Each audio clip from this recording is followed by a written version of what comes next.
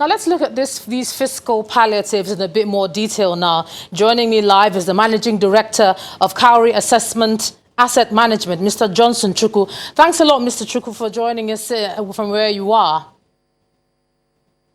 Thank you for having me. Good evening. Good evening. Now, we're looking at so many figures that we continue to hear, and the media just have to ask these questions when they come up. Starting off with the 500 billion naira COVID intervention fund.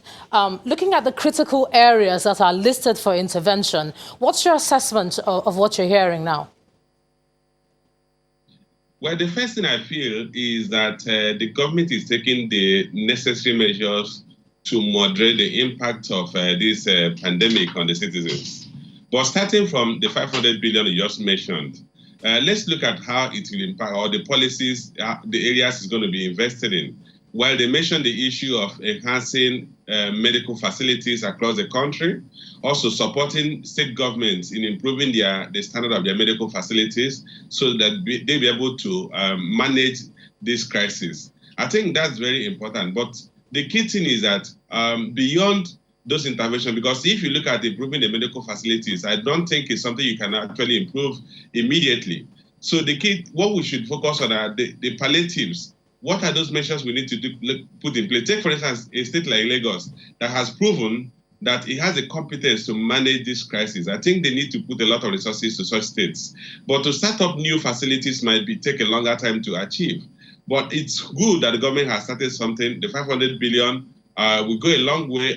They also mentioned they want to create public works in all the same way as in 4 local government from the 500 billion. That may be a stretch. Let's focus on 2 things. One, moderating or minimizing the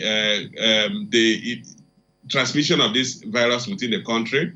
And 2, providing palliatives to those most vulnerable in the society who are finding it difficult to stay back at home and not earn their daily living. So those should be a priority for now. Support the existing facilities so that we can manage and moderate the rate of infection or community infection in the country. And 2, support the most vulnerable so that they can tidy themselves through this crisis period. But in terms of the strategy itself, I mean, we're hearing quite a few figures. Like I said before, $3.4 billion to be drawn from the IMF. We then hear $2.5 billion to be drawn from the World Bank. What do you think is the best way it can be channeled so that those who really need these palliatives can actually get them? Yes, we hear this we hear these figures, but in terms of the strategy for sharing it out, are you impressed with or satisfied with the strategy?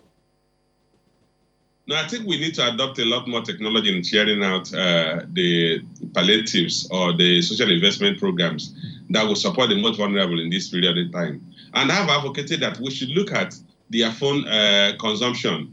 And one of the basic criteria you can actually measure the people's income level is their consumption of telephone services. If you look at those who actually load their phones with 200 naira or 100 naira on a monthly basis, they are the most vulnerable in the society.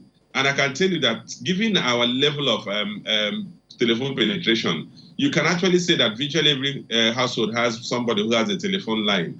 And if you use those telephone lines and transfer money to them through their lines, you can actually transfer something like 5,000 naira to each of the lowest consumers. It may not be a perfect measure, but you are likely going to achieve something like 80–90% success rate in reaching out to those people. The approach of going to distribute 20,000 naira individually to hand out 50,000 naira individually is very difficult. One, it's difficult for you to cover a large area.